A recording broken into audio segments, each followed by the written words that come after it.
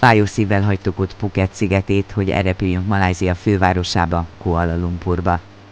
A csoportból 3-an elváltak tőlünk, visszarepültek Bangkokba, és onnan tovább Vietnámba. De ez már egy másik történet.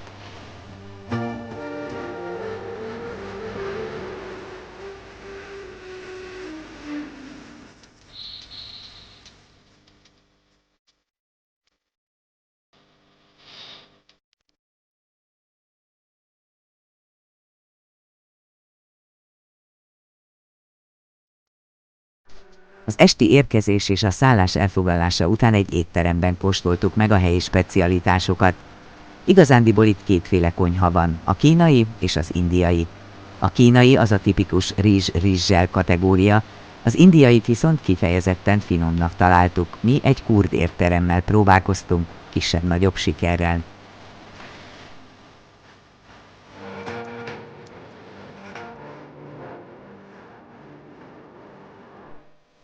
Július 11-én reggel Kuala Lumpur megismerésére indultunk. Utunk természetesen a legfőbb nevezetességhez, a Petronas tornyokhoz vezetett.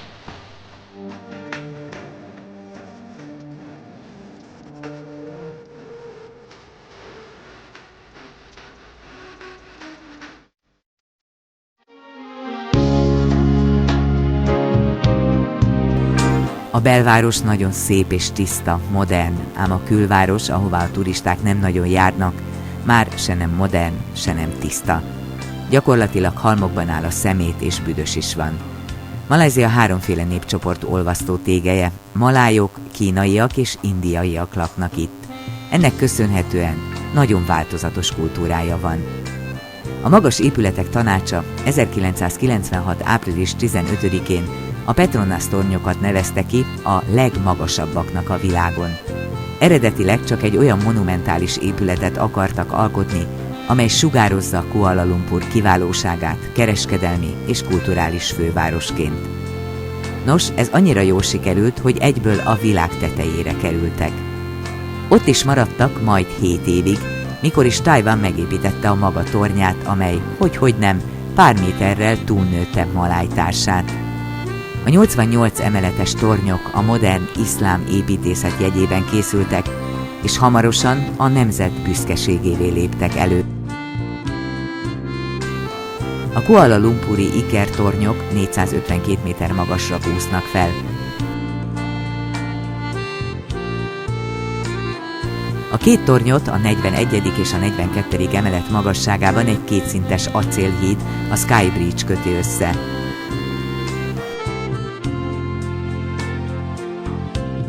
A tornyok sem csak önmagukért épültek. Otthont adnak több bevásárló és szórakoztató központnak.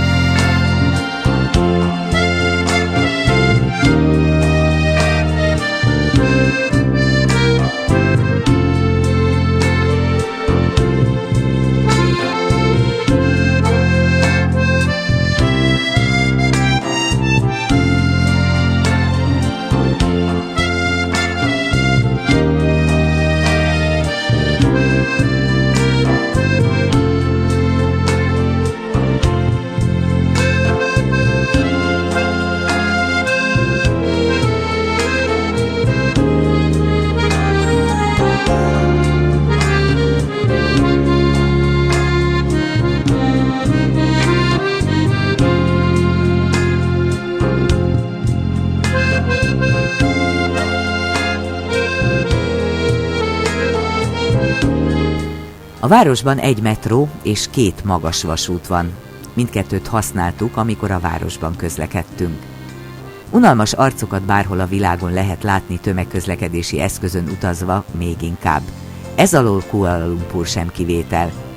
Az viszont már viszonylag kevés helyen adatik meg, hogy a földtől elrugaszkodva, de azért mégis kötött pályán magas vasúttal közlekedjen az ember.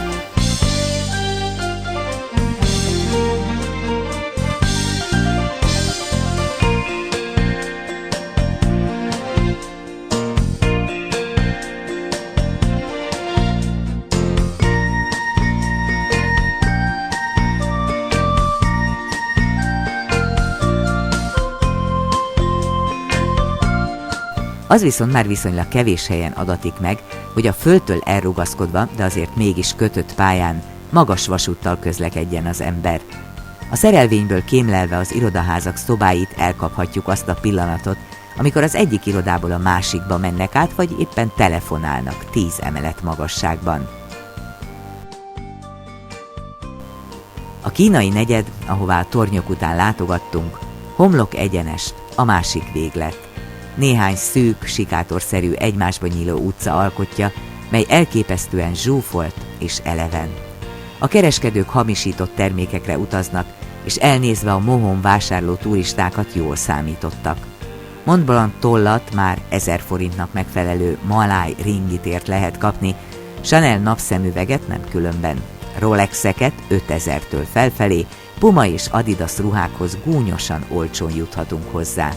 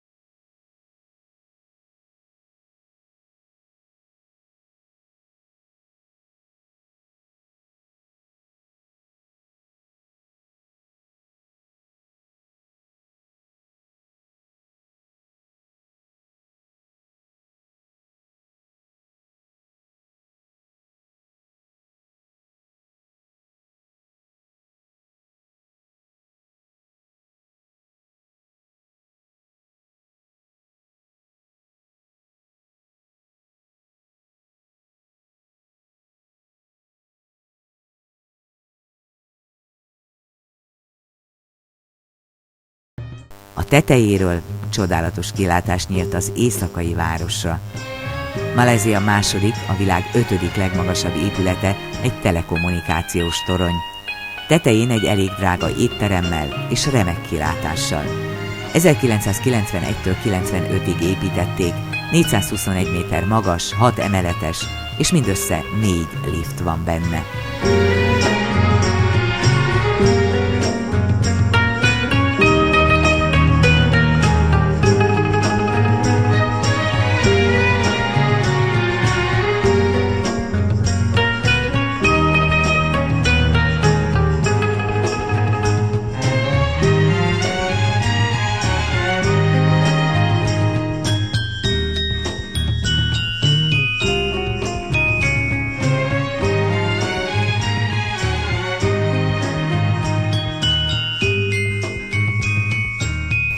tévétorony után még visszalátogattunk a Petronász tornyokhoz, hogy esti kivilágításban is megcsodáljuk.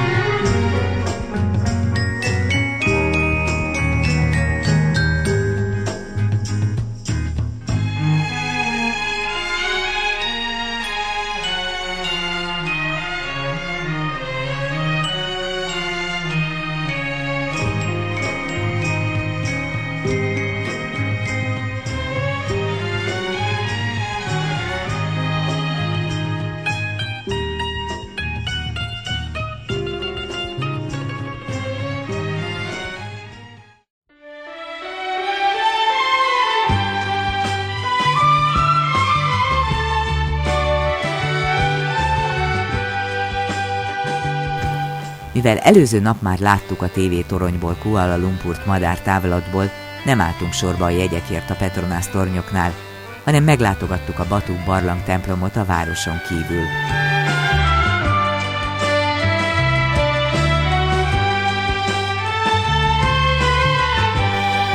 A barlang templom, mely eredetileg cseppkőbarlang volt a körülötte lévő szentélyekkel együtt, a malajziai hinduk legfőbb zarándokhelye, a világ legnagyobb hindu barlang temploma.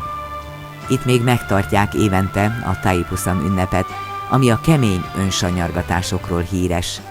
Emiatt ez az ünnep Indiában, az anyaországban be van tiltva, de Malajziában több helyen is legálisan megtartják, így aztán sokan utaznak ide Indiából az ünnep idején. Július volt, ezért mi csak a normál hétvégi zarándokokat láttuk.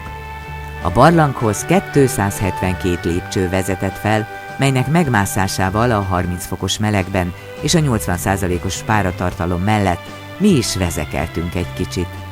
A lépcsősor közepén a korlátra telepedett majmok törték meg az egyhangú gyaloglás unalmát, akik nyugodtan lakmározták a turistáktól kapott banánt.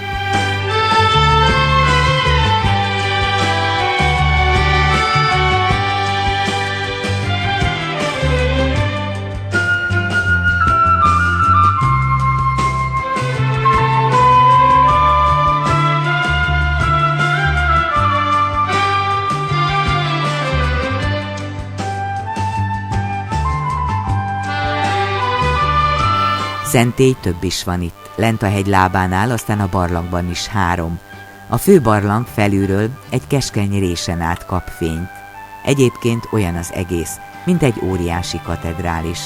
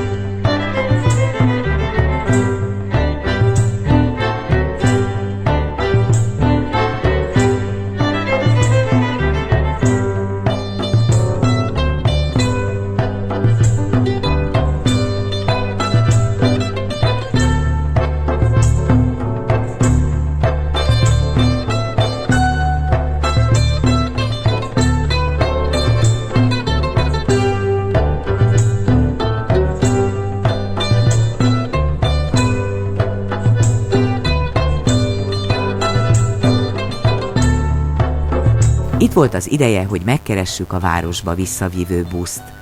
A buszon ismét mi voltunk az egyedüli külföldiek. Hosszú rázkodás után még metróval is mentünk néhány megállót, és már is a Petronas ikertornyok tövében voltunk, ahonnan a Malaj Tourinform iroda felé vettük az irányt, ahol egy táncsót ígértek nekünk előző nap. Az egész nap forrósága után jól esett a légkondicionált színházteremben csodálni, a gyönyörű, színes ruhákba, maláj, kínai és indiai tradicionális táncokat előadó fiatalokat.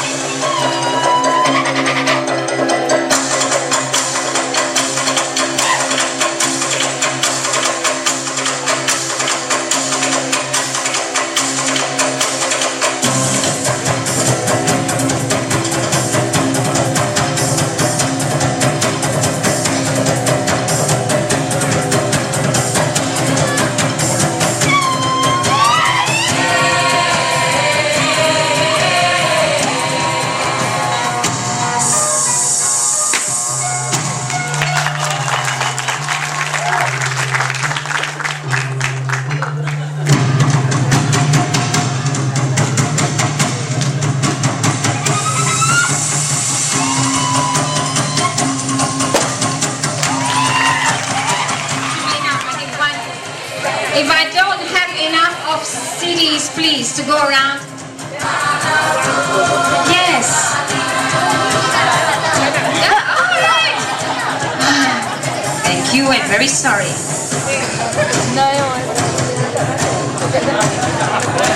Now, don't get all the balloons. You're only supposed to get one. Thank you very much. Samba, called the Mangunate. Now, this dance requires a lot of agility and skill. Now, do we have any takers who want to try this out?